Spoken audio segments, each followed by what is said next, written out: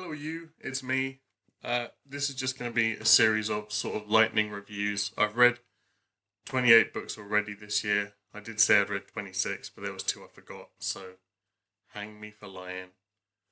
I'm going to do 3 videos just in this really quick series of 10 books, 10 books, then 8 books, because in the last section there's a couple I want to talk about more because they're sort of fresh in my memory and they were really, really special. Genuinely amazing. Some of the books I read in this 28 sucked, so we'll talk about that as well. Yeah, guess we'll just crack on with books 1 to 10. Okay, first one, number 1, is Terror by Dan Simmons. Oh my god, this was way better than I thought it was going to be. I don't want to spoil it for anybody that hasn't read it, but I went into it thinking it was going to be 100% historical account. It's about the crews and captains of the HMS Erebus and the HMS Terror trying to find the Northwestern Passage through the ice over the top of the USA and Canada. And it's about them, all the trials they face during that, in addition to the fact that something is following them across the ice. It really had me on the edge of my seat for the whole thing, in terms of whether it was a historical account or whether it had fantasy elements to it. I really thought all the characters were amazingly believable. I thought it did really well in capturing the sort of devolving, falling apart mental state of the people that would be in the situation. It talks about stuff I wouldn't even have imagined that they'd have to face, stuff that it seems obvious now that I've read the book, but things that are horrific that wouldn't have even crossed my mind.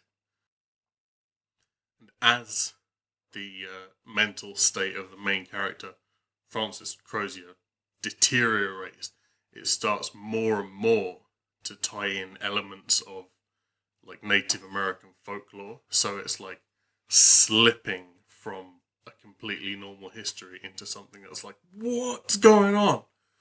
Which is, I really like that. Yeah, it's a huge book. It's absolutely massive. But the chapters are really, really small. It jumps around from character to character a lot. So despite the fact that it's like way big, it only took me about 4 or 5 days to finish because it's actually a really quick read. I haven't read the TV adaptation of it. I know there's 2 seasons of that, and weirdly, because I saw the posters for this and I haven't seen any trailers for it, I imagined Ciarán Hinds, the guy that was Mance Rayder in Game of Thrones, to play Crozier, when in the series he actually plays Fitzjames, who is the complete polar opposite. So I don't know how I'm gonna react to the series when I actually watch it, but Ciarán Hinds is a good actor, and the cast of that series seems like it's going to be really good. So give it a go one day. But yeah, wow, amazing. Read it if you like horror. Read it if you like folklore. Fantastic. 9 out of 10, definitely. Number 2, Cormac McCarthy's No Country for Old Men.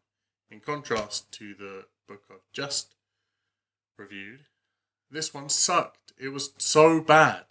Oh my god, I hated the whole thing. And really, I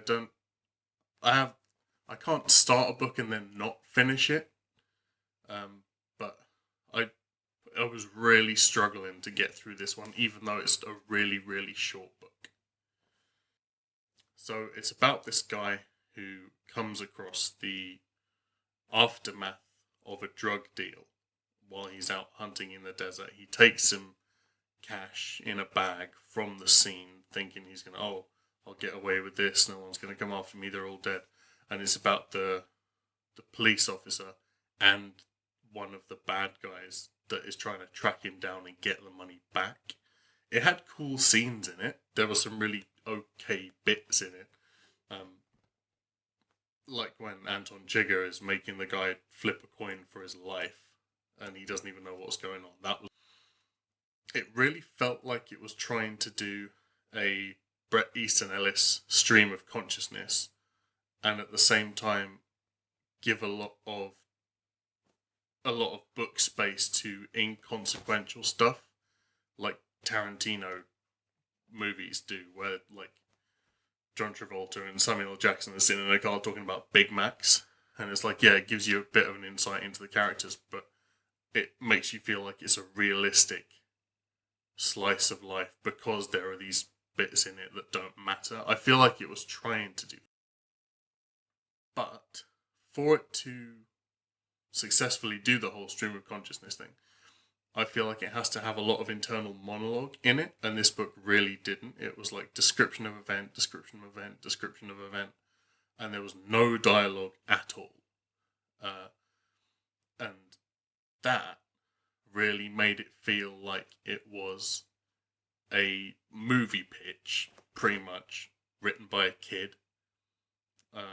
Some kids can write. This kid, I don't know.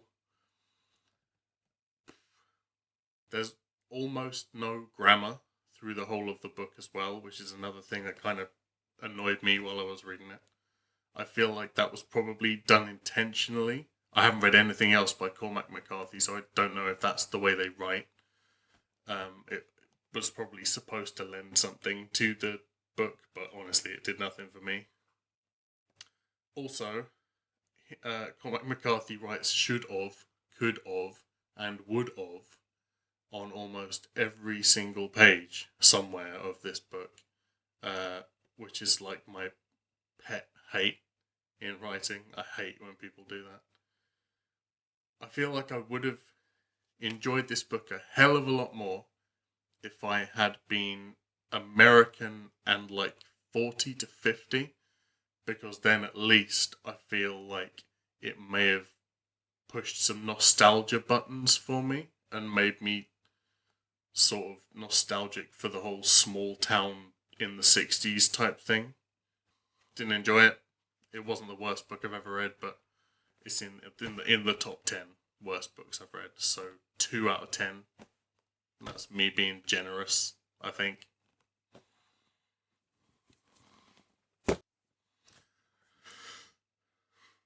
Number 3, Iain Banks' Complicity. Honestly, even though I read this sort of 2 months ago, I have very little memory of what the book is about, so clearly it had a really big impact on me. I remember more than anything the sort of imagery that was done really well of the sort of dilapidated hotel in the Highlands and sort of the industrial parts of Scotland, which were done quite nicely. Yeah, it's strange because a lot of Iain Banks' books, not necessarily his sci-fi, which I do really enjoy, like the Culture series, but a lot of his books, I would say, are some of my favourite books. So to be that sort of enamoured with an author and then come across something that's like by them is kind of weird. Yeah, I can't really, since I can't remember what it's about, and this is all sort of off the top of my head with a few notes, I can't really give it a rating, so question mark out of 10, I guess.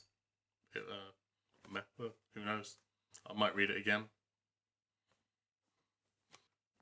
Number 4, Small Hand by Susan Hill. I haven't read anything else by Susan Hill. And the weirdest thing for me about this book, well, I looked up when it was written, and it was actually written in 2010, I think. But it reads like a sort of Robert Aikman or even like an E.R. James ghost story in terms of cheesiness, but you read it and you're like, it wouldn't have been cheesy at the time. So I don't know if she's tried to do like some archaic writing style or trying to imitate the writing style of really old ghost stories. It's about this guy who visits a mansion in the middle of the countryside where he has a vague recollection of being there before as a kid. And after he visits the place, goes away, goes about his normal business, a ghost from the mansion in the form of a hand touching his own hand sort of follows him as he leaves.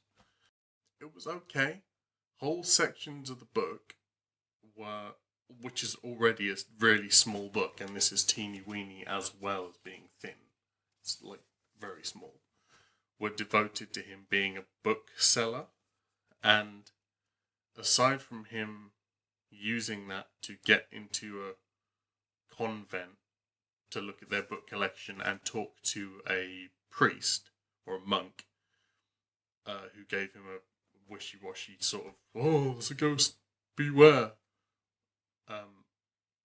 The huge sections that were devoted to him being a bookseller actually didn't have any, I feel, relevance to the story at all. I feel like this book, which was, how many pages? 160 pages, could easily have told the same story in 80 pages. Yeah. The ending was a bit pants. It didn't suck entirely. So I guess 4 out of 10. Yeah. Meh. Number 5. Cat's Cradle by Vonnegut. I'm always almost intimidated when I pick up a book that is in a Masterworks series because I'm like, oh, it's so critically acclaimed, well received, everybody loved it. If I don't like it, am I the problem? Yeah, it's what a bizarre book. How absolutely whack. I like the fact that I'll tell you what it's about first. It's about a guy who is trying to track down the guy that built the atom bomb, Heidegger, and I think do an interview with him or write a book about him, something like that. And he learns about his children and how he's actually developed a way worse weapon than the atom bomb called Ice 9, which is an isotope of ice that freezes instantly any water it comes into contact with. And he's passed away and he's split the Ice 9 crystals up among his children, who are just mad, crazy little jealous, childish people. And all the way through this book, it talks about this weird religion called Bokononism, follows a guy called Bokonon. I like the fact that he admits in the book, as the writer, the whole story is a lie and a metaphor, while talking about, within the story, a religion in which the guy is like, oh yeah, this is all lies, but I'm using it to tell a story. It's the apocalypse sort of through a funny lens, which lets you talk about it a bit better. And it's sort of a cautionary tale, I feel, that it's not going to be big evil geniuses that destroy the world. It's just going to be squabbling babies, I guess, is the message I got from this book. Yeah, it was alright. I'd recommend it as like a sci-fi you definitely have to read at some point because it feels so different than all the other sci-fi I've read. I liked his other books that I've read. Probably Slaughterhouse 5 is my favourite by Vonnegut. But that, even though that is a mad book, that feels very different than this as well. 5, maybe, or 6. Yeah, 6 out of 10. Number 6, year's best sci-fi number 4, which was published in 1999. I like these. I read a lot of short stories, but I do feel that best new SF is a way better short story compendium series than year's best SF. There are like 5 or 6 different variations of a very similar title in terms of the short story compendiums. I will, when I do short stories in the future, I will obviously give a more in-depth little talk about each of the short stories that are in there. But for this one, I just want to mention 2, which are Ted Chiang's Story of Your Life, which hands down I think is the best sci-fi short story I have ever read, which is in this one. It's about alien contact on Earth told through the eyes of a linguist or a linguistics professor who is called in to help bridge the gap between the humans and the aliens as sort of a mediator. It was recently made into a movie with Jeremy Renner and Amy Adams, Arrival. And I honestly think that in terms of faithfulness to the original script, that is one of the best movie adaptations I have ever seen. So I recommend watch the movie. Watch the movie first, actually, because there is a big twist. And if you've read the book and then you watch the movie, you're like, oh yeah, I see the twist coming. I saw it in the cinema with somebody who hadn't seen it before, and when the twist happened, or when sort of there was a reveal that wasn't expected, they were sort of climbing out of their seat. Yeah, amazing. The second one I want to mention is, I wrote down the author of it. It's called That Thing Over There by Dominic Green, which is a really, really original, inventive Yeti story, weirdly. It's about Yetis in Tibet, and you would think that that is something that would feel really out of place in a sci-fi short story collection, but it doesn't. It works really well, breaks up the other stories, and is actually really unsettling. Yeah, really good. Not the best sci-fi short story collection I've ever read. I'll do a video on the best one I've ever read. But yeah, definitely 7 out of 10 at least. Very cool. Number 7.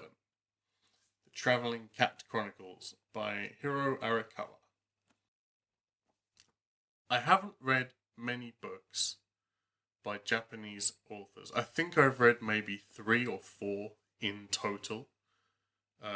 One of them will be in this little mini-series 28, aside from this one. But all the ones that I have read, and I don't know if it's sort of a pervasive thing in Japanese literature or if it's just a trend at the moment, is that they all have very sad endings, or not sad endings, but bittersweet endings. It's about a guy who adopts a cat. The cat lives with him for a while, and then he has to give the cat away. And he's travelling across the country, visiting people who he hasn't seen in a long time, catching up with them, and trying to find somebody he trusts to adopt the cat. It's written from the point of view of an animal, the cat, and I do feel that books written from the point of view of animals are rarely happy books. I've read very few happy books, unless they're sort of kiddie picture books. But all the more adult books written from the point of view of animals, Richard Adams, are just horrific. I think it definitely captured the attitude of a cat, the sort of aloof, initially distrusting attitude of a cat. I thought it was good. I liked how the chapters individually felt like short stories that all tied up together at the end, and you're like, oh, okay. That's what was happening. Yeah, I liked it. It was recommended to me by my partner / my partner's mother, who left coffee stains on the back. But we won't send her to prison for that. Yeah, it was alright. 6 out of 10, I guess. Number 8. Laini Taylor's Strange the Dreamer. This was recommended to me by a colleague at work. And it was fantastic. Really, really, really good. I like books that I can imagine are set in the same universe as other books. And I will say that if you like this book, you need to go and read The Tangled Lands by Stephen Baxter. No, not Stephen Baxter. Tobias Buckle and Paolo Bacigalupi. I think is how you pronounce that. I don't know. But they really, really have a very similar feel in terms of content and the way they do the storytelling. This is about a scholar who studies an ancient city called Weep that has sort of fallen into the realms of myth because it's beyond an impassable desert and they supposedly kill everybody that visits. And it's about these people who come from Weep to the place where he studies. And they need his research. And they take him to help with a problem that's going on in their city. Amazing. I'm obsessed with any book that is very heavily about dreams. I love dream stuff. And the dream sequences in this were by far my favourite bit of the book. Jonathan Strange? Laszlo Strange is the main character. And all of his dream sequences were chef's kiss. It had what I think was meant to be a big twist, which I guessed fairly early on. But saying that, it didn't spoil it for me. It's not... I don't feel it takes anything away from the book if you guess the twist. It just means you guessed the twist. It doesn't mean you're like super smart or whatever. Even that, with the twist guessed, the end of the book was such a huge cliffhanger. Like, what? And I feel like a lot of the characters in the first half of what is a duology, I really, really want to see more of, and their characters explored a bit more. It feels like the first book in a trilogy, so I'm really hoping that the second one manages to cram a lot into it and tie up all the loose ends, because there are a heck of a lot of loose ends. Yeah, really enjoyed it. What a rich, textured book. And the world building, absolutely fantastic. Really good job. Good job, Laini Taylor. 8 out of 10. Number 9 is Lancashire Ghost Stories. Not a huge amount to say about this book. I love when these sort of self-tour books are pocket size. I love when they're that small and you can just take them around with you. It's sort of the area where I live, so I'm going to be out and about with this. Learned a lot of weird stuff about local places I didn't know. Would have preferred colour pictures. I think it could do with a republication. Maybe some little cute hand-drawn maps. But yeah, the acknowledgements were good, spot on. Really nice little book. Not much to say about it, really. 6 out of 10. Definitely be using it. Number 10, Heart of Darkness by Joseph Conrad. I'm covering up on the front what is actually some racist graffiti because I bought this book secondhand from a charity shop. I never expected this book to be so small, considering it's a book that everybody talks about so much as being a classic. But then I guess stuff like The Island of Dr. Moreau is tiny as well. But so, yeah, I don't know why it stood the test of time, to be honest, because I didn't think it was that great. I had it recommended to me as, or sold to me as sort of a chronicling of man's descent into madness as he goes into the wilds of colonial Africa. Imperialistic, horrible colonial Africa. And it does have some bits at the start which I thought were very touching about the the actual imperial side of it and the horrific state of imperialism for anybody that basically isn't white. There was some really horrible bits at the start of the book. I think I would have really found this a really moving book if the whole book had been about that. It also did sort of touch on the effects of isolation on people, and if the book had wholly been about that, I probably would have liked that as well. I had a bit of an issue with the scene at the end where... Okay, actually, I didn't even say what the book's about. It's about this guy who's working for, I think, a trade company or something, and he is sent to Africa to retrieve somebody who has gone AWOL and is just out in the wilderness being a weirdo. That's what it is. It's about him taking a steamboat journey down a river into the heart of darkness to try and find this guy. Yeah, I had a bit of an issue with the scene at the end where he's on his way back, and there's like the sexy African queen like attacking the ship, and he like courageously fights them all off. I feel like that was very like early 1900s white man fantasy sort of thing.